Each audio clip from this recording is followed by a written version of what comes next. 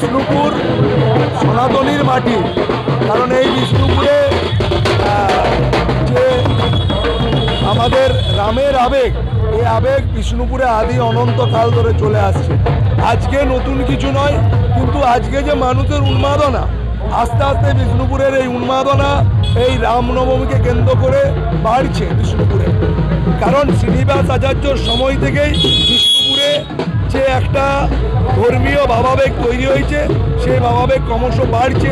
আজকে রামনবমীতে মানুষের ঢল এবং সনাতনীদের যে সাড়া, তাদের স্বতঃস্ফূর্ততা, সেটা থেকেই বোঝা যাচ্ছে বিষ্ণুপুর আস্তে আস্তে সনাতনীদের মাটি হয়ে উঠছে। আজকে প্রায় আমরা এইখানে আজকে বাস স্ট্যান্ডে দাঁড়িয়ে আছি। বাস স্ট্যান্ডে আমরা দেখলাম প্রায় 10,000 থেকে 12,000 মানুষের ঢল নেমেছে রাস্তায়।